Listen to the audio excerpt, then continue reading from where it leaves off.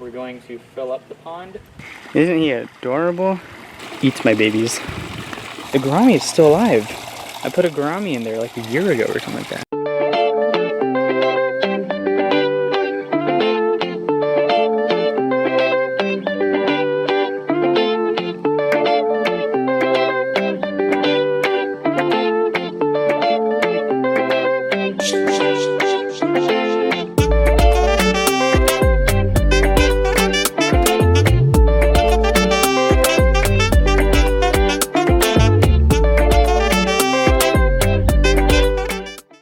Oh, you gorgeous little fishes.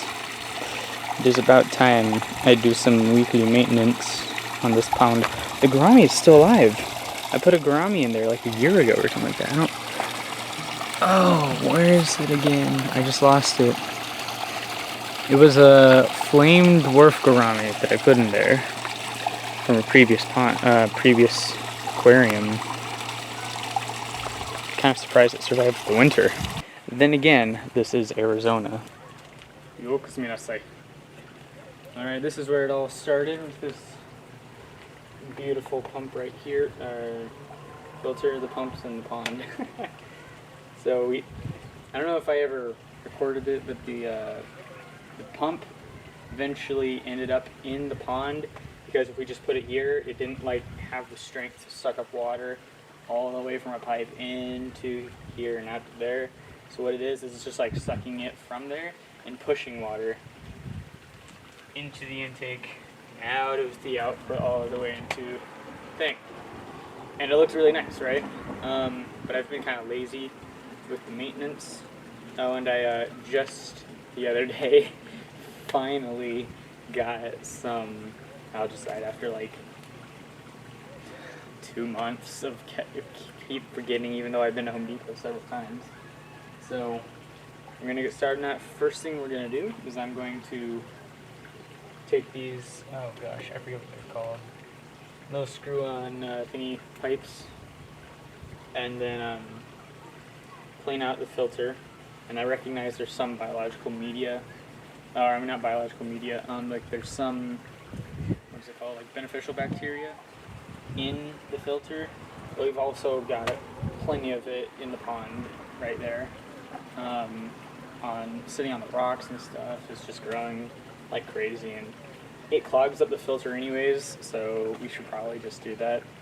And then the next thing we're going to do is we're going to fill up the pond to the fill line, because I didn't unfortunately set up an automatic water filling system. And then lastly I'm going to put in some algicide, which I'm going to have to measure that out. This is a bit of a different brand than I normally use. A quick update on the succulents. While I'm doing this, they all died. I have no idea what happened, but yeah, they're all dead. I think from what I diagnosed, I overwatered them because their leaves were squishy, and if you don't know, the leaves is where they hold all the water. So that's why you don't need to water them a whole lot. It's because they keep the water in their leaves.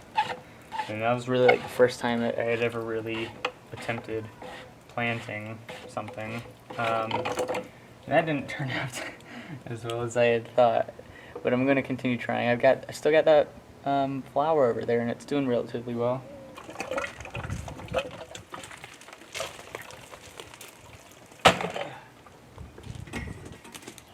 So normally I just pour it by this tree right here because, as we have all discussed in the past, you know, it's really good water, and I can confidently say it has really helped this tree out. This water. So I'm just gonna take this band clamp off of it and literally just pour it on there.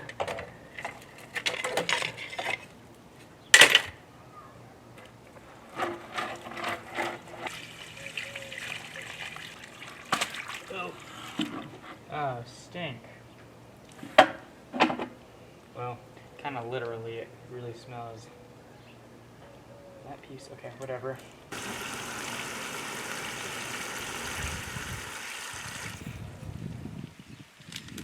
You know what, I have an idea.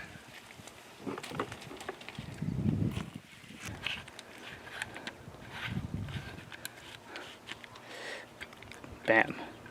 Now it works better when we put it on jet.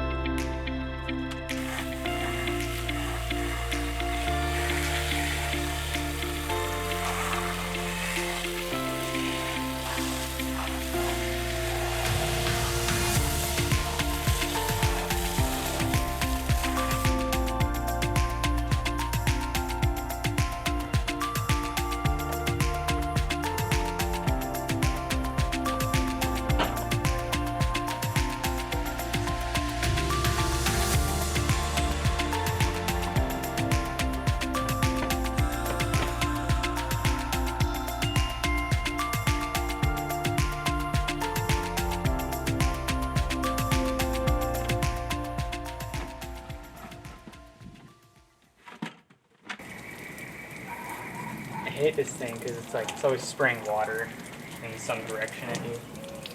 Oh, wait.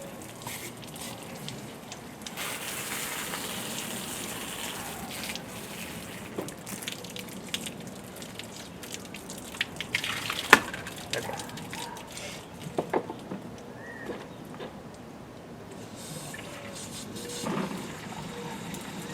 So that's gonna fill up the filter in here, so that when I turn on the pump, it's basically primed to some level.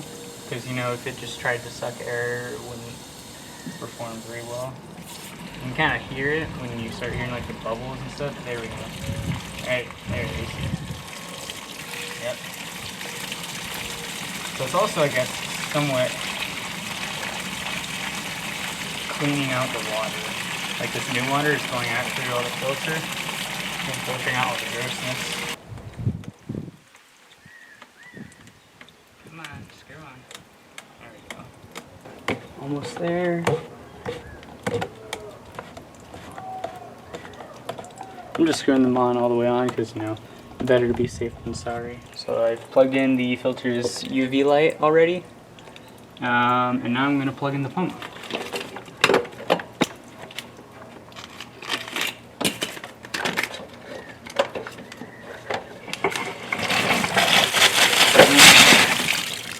What happened?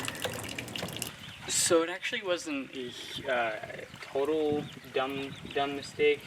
Don't worry about this dripping. It usually does that and it stops after a while. But what it was is right here, these two gaskets.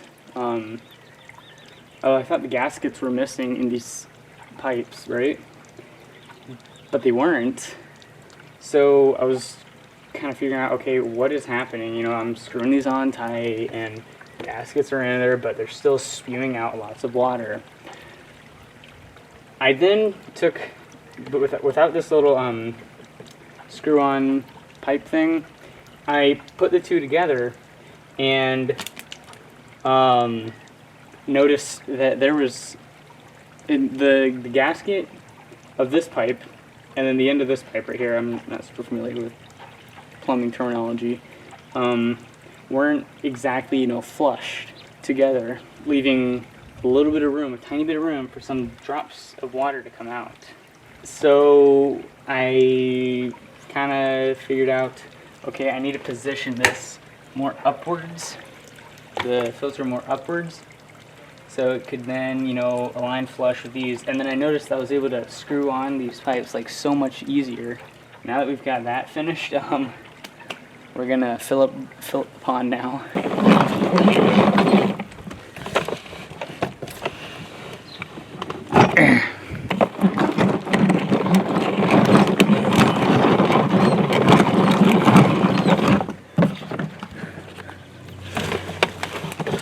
There you go.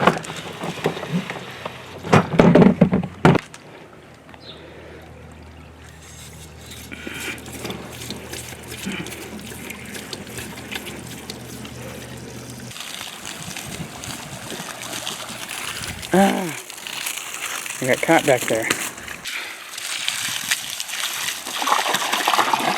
See all that biofilm on the surface of the water?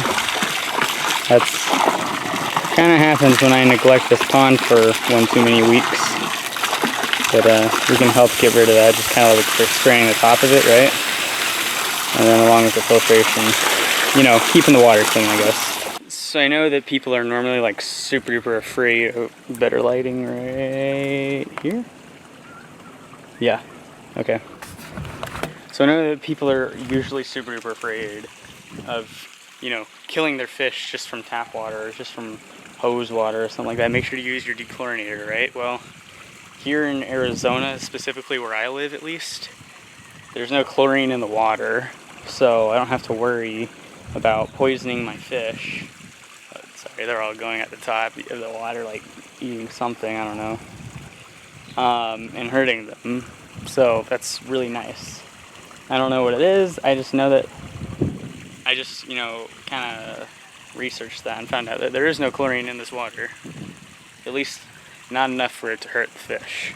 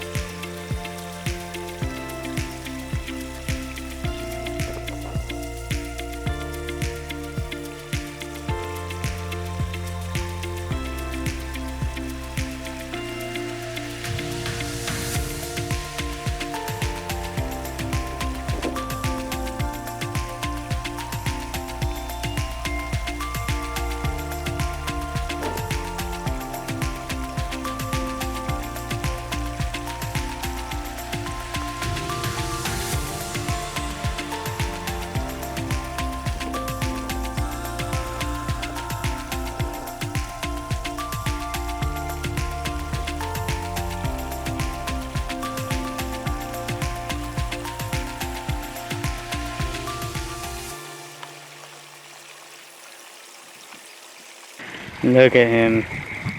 Isn't he adorable? That cute little mouth of his. Yeah, I know, you can't breathe. It's okay. They actually can go a decent amount of time out of water. It's just fine. Not too long, of course. Obviously, just like a human. But what am I talking about? I don't know how long they stay out of water. Alright, you can be free now. Okay, so this right here says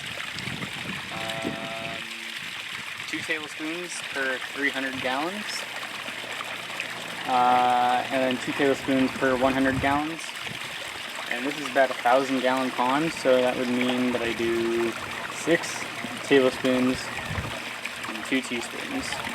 And I'm going to put it near the pump right here, because it's right there. I'll show it to you in a sec. Just so it's able to cycle through the filter and through all the other places in the pond. So we got 1, 2, 3, 4, 5,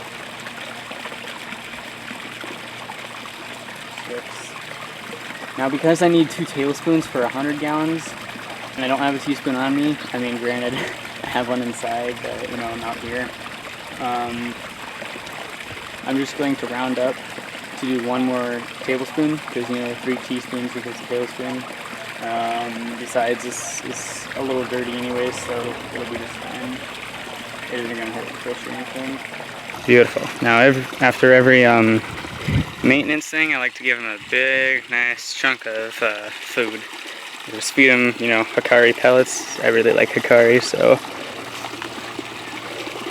eat my babies.